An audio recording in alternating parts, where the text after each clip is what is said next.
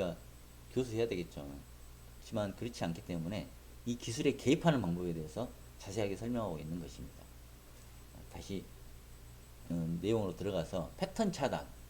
이 기술은 첫 번째, 문제 유지 패턴을 정확하게 명료화시킵니다. 관찰을 통해야겠죠. 가족의 상호가 작용 순서, 행동이나 말이나 감정을 구체적으로 관찰해서 글로 써봐야 됩니다. 그러면 딱 명료가 되거든요. 이 사람이 어떤 행동을 하는지, 어떤 말을 했는지, 어떤 감정을 느꼈는지 본인이 작성하게 하면 더 효과적이긴 합니다. 관찰질 해가지고 내가 화가 났을 때, 부부싸움 했을 때 어떤 행동을 했는지, 어떤 말을 했는지, 어떤 감정이 들었는지를 관찰해서 문제가 유지되는 패턴을 파악해야 됩니다. 정확하게 파악하는 게 중요합니다. 그냥 느낌으로 파악하는 게 아니고 뭐 싸웠어요 이게 아니고 싸울 때 어떤 행동을 했는지 어떤 말을 했는지 어떤 감정이 들었는지 이것을 살펴봐야 됩니다. 이게 관찰 및 분석입니다. 피드백 제공, 상호작용 패턴이 이 문제에 어떻게 기여하는지 설명하여서 가족의 인식을 뒀습니다. 이게 어떻게 돌아가고 있는지 패턴이 이거를 명료하게 하는 것이 이 문제 해결에 도움이 됩니다. 우리가 뭘 해야 되는지 알 수 있다는 거죠. 이걸 하면 이게 바꿔줄 수 있다는 것을 확실하게 알려줘야 됩니다. 패턴 차단 기술입니다. 직접적인 개입. 이 치료자, 이 사람이 직접 상호작용을 중단시킵니다. 잠시 멈춰주세요. 지금 하고 있는 활동 잠깐 멈춰주세요. 잠깐만요. 직접적으로 개입해야 됩니다. 그래서 치료자가 약간 권위가 있어야 됩니다. 그래서 기관에 돈 내고 다니는 것이 효과적일 수 있다는 거죠. 돈을 냈기 때문에 말을 안 따를 수가 없는 거죠. 비싼 돈 주고 가서 뭐 안 할 수가 없으니까. 아니면 자기 집안에 권위가 있는 사람이 개입하는 게 좋고 전문가가 개입하는 게 좋습니다. 패턴 차단 기술. 두 번째, 재구조화 지시. 평소와 다른 방식으로 상호작용하도록 지시합니다. 예를 들어 평상시에 말 안 하던 사람이 먼저 말하도록 하게. 상호작용이 변화가 있도록 지시합니다. 과장. 문제 행동을 과장하게 하여 비합리성을 스스로 인식하게 합니다. 그러니까 이거는 비합리성을 스스로 인식하게 하는 거 인지 행동 치료에서 많이 사용하는 방법인데 이게 뭐 나는 망했어요. 자녀가 예를 들어서 우리 집은 망했어요. 이렇게 표현했다 그러면 이거를 더 과장되게 하기 위해서 스스로 이게 비합리적이다. 이걸 스스로 인식하게 합니다. 그 문제를 봐야 되는데 대부분 청소년들은 그 문제를 과장하게 되게 되는데 그 과정을 더 과장하게 해서 비합리성 이게 합리적이지 않구나. 지금 부부끼리 말로 싸우고 있는데 이게 뭐 내 인생 망했어요 이렇게 표현한다든지 이런 비합리성을 스스로 인식하게 해야 됩니다. 그래서 인지를 인지하도록 그렇게 하는 게 통찰하도록 하는 것이 중요합니다. 스스로 이 문제를 통찰하도록. 역설적 지시, 문제 행동을 더하도록 해서 통제력을 느끼고 변화를 유도합니다. 문제 행동이 나타나면 더 하도록 하는 거죠. 이게 그 행동심리학에서 홍수법이라는 게 있는데요. 자녀가 게임을 해가지고 아무것도 안 하고 게임만 하려고 그래. 밥도 안 먹고 밥 먹는 시간에도 게임만 하고 있어요. 그러면 홍수법은 뭐냐면 그냥 한 이틀 동안 계속 게임만 시키는 겁니다. 그냥 원 없이 하도록. 학교도 안 가고 그냥 원 없이 하도록 합니다. 그냥 게임에 질리도록 하도록. 원 없이 한번 해보도록. 이게 홍수법입니다. 이게 효과가 있느냐? 효과가 있습니다. 효과가 있으니까 학자들이 연구를 했겠죠. 역설적입니다. 문제 행동이 있는데 더 하도록 합니다. 문제 행동을 더 하도록. 그래서 아 이거 안 되겠구나. 이거 이러도 안 되겠는데 통제력을 느끼고 변화를 유도합니다. 초점 전환. 다른 주제로 전환하거나 다른 구성에게 질문하여 패턴을 방해합니다. 너무 그 패턴에 빠져 있는 사람은 그 패턴이 자기가 있는지도 모르거든요. 그렇기 때문에 이 패턴을 바꿉니다. 다른 구성원에게 패턴을 개입하도록 패턴이 바뀌도록 질문을 통해서 패턴을 방해합니다. 이것이 패턴 차단입니다. 이게 뭐냐면 문제를 유지시키는 순환적인 상호작용 패턴을 직접적으로 지적하거나 개입하여서 이 패턴을 중단시키고 새로운 반응을 시도하는 것. 이것이 패턴 차단 기술이라고 하겠습니다. 대안 반응이 나타날 때 시도하고 또 격려합니다. 새로운 행동을 제안했는데 기능적인 상호작용 방식을 제안하고 연습하는 걸 돕습니다. 이건 매우 중요한데 연습해봐야 됩니다. 이렇게 하면 좋겠습니다. 이게 아니고 실제 어떻게 해야 되는지 알려줘야 됩니다. 자, 따라해보세요. 누구씨 방금 누구씨가 막 화를 내면서 인상 쓰면서 나한테 막 뭘 집어 던지니까 내가 사실 겁이 나고 이 말을 해야 되나 싶습니다. 하지만 나는 좀 그런 행동을 안 하고 말로 그냥 천천히 해도 난 충분히 이해하니까 했으면 좋겠습니다. 이렇게 대안적 행동을 연습해야 됩니다. 연습할 때는 방식이 있는데요. 먼저 그 사람의 행동을 반영기법이라고 하는데 거울로 비춰줍니다. 그대로 말합니다. 뭐 집어 던지면서 이야기하는 인상을 쓰면서 얘기하면 누구시 방금 인상을 막 쓰면서 나한테 막 소리치면서 이야기하니까 두 번째 감정을 이야기합니다.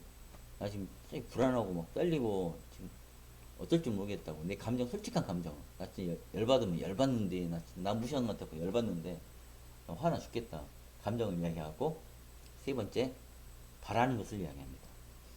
좀 천천히 조곤조곤하게 이야기하면 좋겠습니다. 세 가지죠. 첫 번째 거울로 비춰준다. 그 사람 행동 그대로 말합니다. 지금 나한테 방금 뭐라고 욕하면서 막 소리쳤는데 뭐 집어 던지면서 뭐 말했는데 행동을 말했죠. 두 번째 내 감정을 이야기해요. 나를 무시하는 것 같아요. 진짜 기분 나쁘다. 아니면 또 내가 좀 무섭다. 지금 당신이 그렇게 행동하니까 또 저번처럼 뭐 그럴까 봐서 무섭다.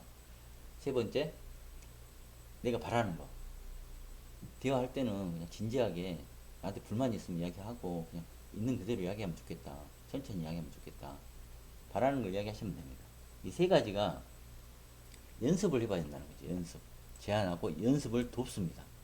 연습해봐야 됩니다. 긍정적 강화. 새로운 시도에 대해서 적극적으로 지지하고 강화하고 칭찬하고 해야 됩니다. 너무 잘하셨어요. 역시 할 수 있잖아요. 강화합니다. 그래야지 시도하게 되는 거죠. 이 시도가 쉽지가 않거든요.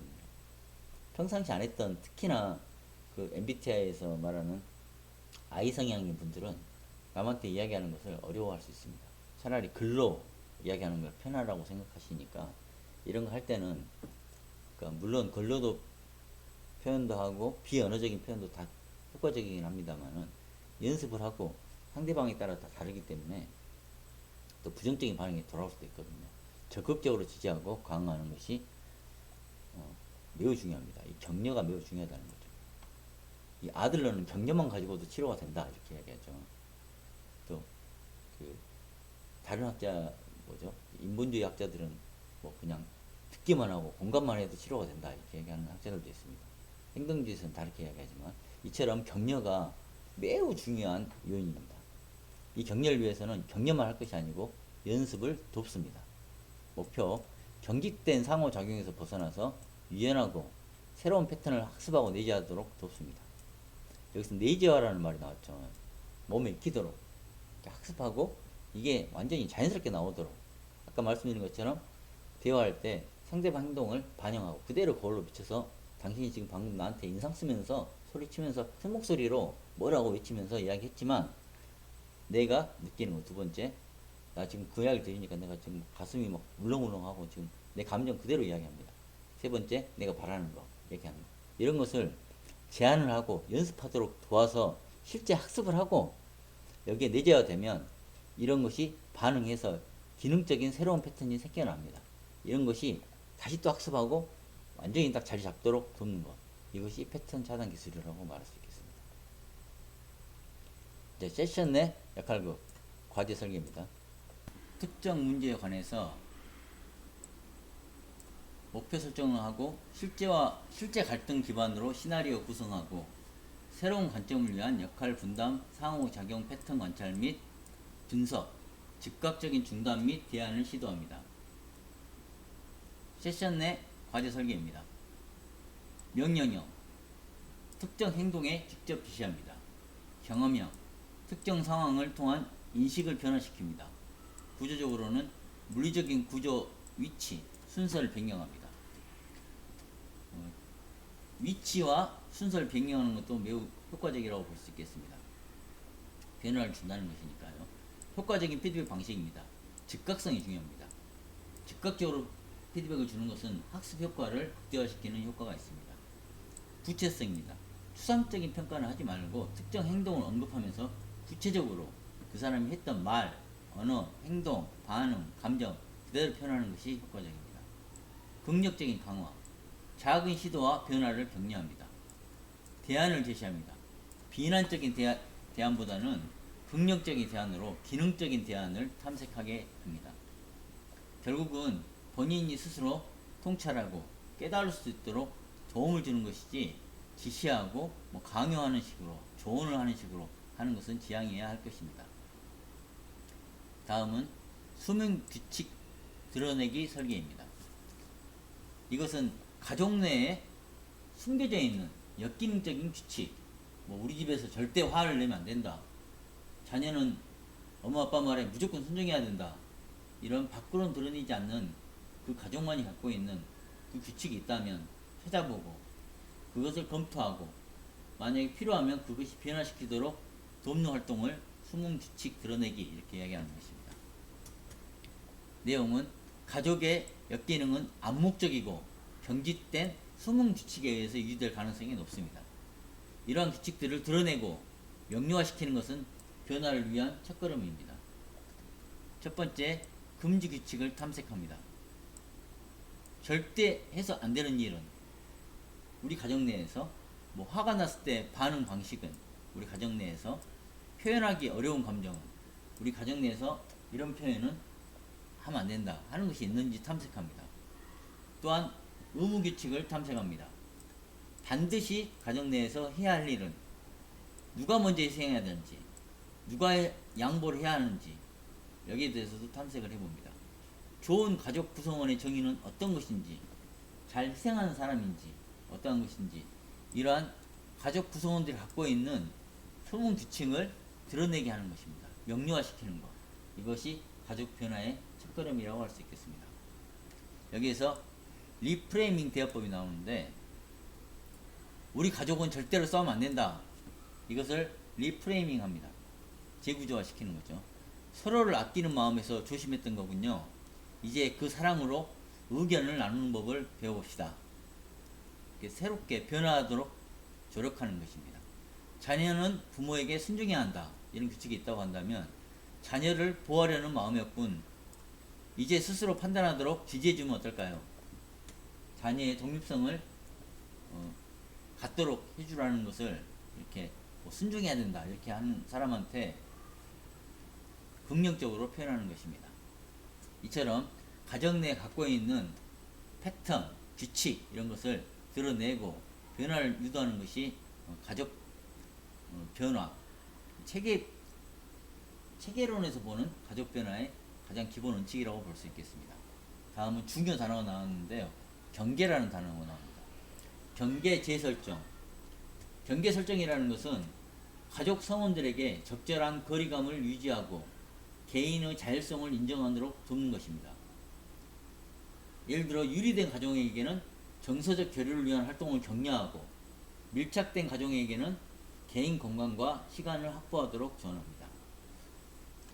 밀착된 가족은 경계를 재설정합니다. 보시면 딱 밀착되어 있는 가정은 경계를 이렇게 떨어뜨려 놨죠. 개인 시간을 확보하도록 매일 30분 이상 자신만의 시간을 갖도록 합니다. 또한 개별 활동을 장려합니다. 친구 만나기, 동호회 활동, 자기가 갖고 있는 사회적 독립적인 사회활동을 하라는 것입니다. 아이 메시지, 우리 대신 나를 주어로, 우리는 이렇게 표현한다면 그 밀착되어 있는 것을 끊는 거죠. 나는, 나를 주어로 내 감정은 엄마의 감정 이렇게 말하지 말고 본인의 감정은, 나의 감정은 나 위주로 감정을 표현하고 나 위주로 생각을 표현하고 하도록 하는 것이 아이 메시지, 나 메시지라고 하는 것입니다. 다음은 의사결정 존중입니다.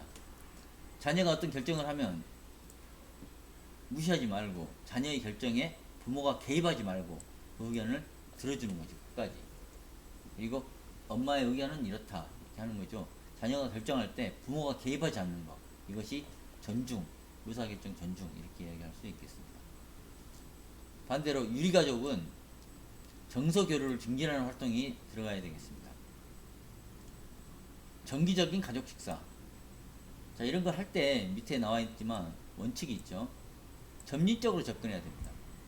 그 다음에 유연하게 접근해야 됩니다. 피드백 및 격려가 필요합니다. 한 번에 변화를 하려고 하면 쉽지가 않습니다. 자, 이렇게 유리된 가족들, 이렇게 따로 떨어져서 각자 생활을 하는 가족들은 가족 식사를 할 때 대화에 집중하며 함께 식사하기가 되게 좋은 활동이라고 할 수 있겠습니다. 일반적으로 심리검사할 때 가족 활동을 역동 검사 같은 걸 해보면 밥을 먹는 걸 표현하는 가족이 있습니다. 그런 경우는 가족 간의 대화가 된다는 이야기죠. 아니고 각자 방에 뭐 침대 안에 이불 안에 뭐 이렇게 표현하는 경우는 가족 간의 소통이 잘 이루어지지 않는다, 이렇게 평가할 수 있겠습니다. 감정 공유 시간, 하루 일과나 느낀 감정을 나누기, 함께하는 여가 활동, 공동의 취미 활동을 수행, 칭찬과 감사 표현, 하루 이상 서로에게 표현하기. 이런 활동 중에 가장 좋은 활동이라고 한다면 식사하고 신체 접촉 증진이라고 할 수 있겠습니다. 실제 스포츠에서도 유도가 가장 사회적인 운동이라고 표현하는 것이, 유도를 하게 되면 상대방과 신체적인 접촉이 이루어지기 때문에 이게 감정 공유도 될 수 있는 효과가 있습니다. 부딪히기, 밀치기 하는 행동을 통해서 신체 접촉이 정서 교감까지 이루어지기 때문입니다. 즉 포옹, 어깨 토닥이기 이런 것으로 유대감을 높이기, 이런 것은 참 좋은 활동이지만 이렇게 유리되어 있다가 갑자기 하루아침에 가까워지긴 쉽지 않죠. 그래서 과제 수행할 때는 점진적으로 한 가지씩 한 가지씩 또 유연하게 또 피드백 및 격려가 반드시 같이 이루어져야 하는 것이 이 가족 상담 또 가족 치료 이런 것의 원칙에도 같이 부합하는 내용일 것입니다. 다음은 이 가정 내 이런 식으로 돼 있는데 안 바뀌려는 가족들 있죠. 며칠 전에 저희가 오프라인 때 우리 대표 1학년 대표님이 바뀌지 않을 때는 어떻게 해야 됩니까 하고 질문하셨는데, 그런 경우가 대부분입니다. 왜 변하는 거 싫거든요. 이대로 살고 싶다. 잘 살고 있는데 왜 그러냐 이렇게 생각하는 사람들이 당연히 있습니다. 변하지 않는 거죠. 이럴 때는 꾸준한 격려가 필요합니다. 즉 가족 체제의 현재 상태를 유지하는 경향이 있거든요. 그걸 홈오스타시스, 균형 이렇게 말하고 있습니다. 균형.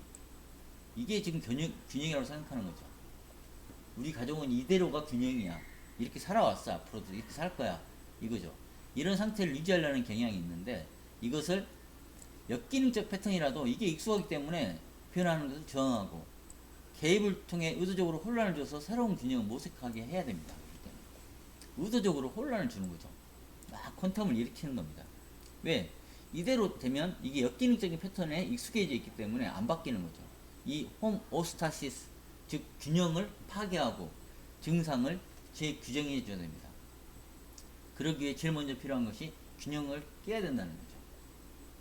현 상태에 안주하지 않도록, 지금 현 상태가 균형이라고 생각하는데 이것에 안주하지 않도록 헝클어야 된다는 얘기예요. 헝클어야 된다. 현 체제를 혼란시키는 개입을 사용합니다. 물리적 환경과 사회적 환경에 변화를 줍니다. 가족 내 패턴 변화를 유도합니다. 즉 가족 내 집안 가구 배치도 바꿔보고 각자 잠자는 장소도 바꿔보고 변화를 유도를 하는 거죠. 왜냐하면 그 체계가 틀려져 있기 때문에. 두 번째, 현 체계에 도전하는 과제. 역설적 지시, 문제 행동을 더하도록 지시하여서 통제력과 저항 유도에 유도를 합니다. 그러니까 이렇게 하면 안 되겠구나 하는 걸 느낄 수 있도록 그 문제되는 행동을 더 많이 하도록 해서 이게 통제가 안 되는구나, 이렇게 하면 우리 식구가 안 되겠구나 하는 걸 느끼도록 하는 거죠. 역설적인 지시를 합니다. 당연히 이걸 안 시킬 것 같은데 반대로 역설적으로 지시를 해보는 거죠. 스스로 깨닫도록. 증상 처방, 문제 행동을 의도적으로 처방하여 새로운 인식을 유도합니다. 그러니까 새로운 인식을 갖도록 하는 것이 이런 과정이죠. 문제 행동을 의도적으로 처방하여서 새로운 인식을 유도합니다. 행동 봉쇄, 구체적 지시로 그 문제 행동 패턴을 차단합니다. 뭐 너무 밀착되어 있으면 그렇게 못하도록, 멈추도록, 말이 너무 자녀 일에 개입을 하면 못하도록 잠깐만 기다려주세요. 이렇게 구체적인 지시로 문제 행동 패턴을 차단시켜야 됩니다. 동맹 변화 전략, 역기능적 동맹을 해체합니다. 그리고 부부간 동맹을 강화시킵니다. 자녀하고만 겁나 가까웠고 이럴 경우에는 그 동맹을 해체시키고 부부간의 동맹을 강화시키는 새로운 기능적 동맹을 형성시킵니다. 현 체계에 도전하는 과제입니다. 역설적 지시, 문제 행동을 더하도록 하여 통제력과 저항을 유도합니다. 그 문제가 되는 행동을 더하도록 지시해서 역설적으로 통제력과 저항을 유도합니다. 또한 증상 처방, 문제 행동을 의도적으로 처방해서 새로운 인식을 유도합니다.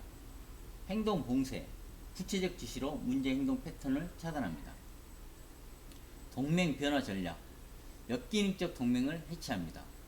그리고 부부간의 동맹을 강화하고 새로운 기능적 동맹을 형성합니다. 그러니까 역기능적 동맹가 있다고 하면 그것을 해체하는 데 집중해야 된다는 거죠. 치료자의 동맹 형성, 특정 구성원과 일시적 동맹으로 변화 압력을 가하기, 이런 것이 되겠습니다. 그러니까 특정 구성원과 일시적으로 동맹 변화를 압력을 가하는 거죠. 삼각관계 해체, 부부가 직접 문제를 해결하도록 지원하는 것입니다. 사회 구성, 세션 구성, 개별 부부 가족 세션 등 유연한 구성 변화를 합니다. 이런 것은 가정 내 홈오스타시스, 즉 균형을 파괴해서 증상을 재규정하고 혼란을 일부러 야기시켜서 그 물리적 환경과 사회적 환경에 변화를 주는 것입니다.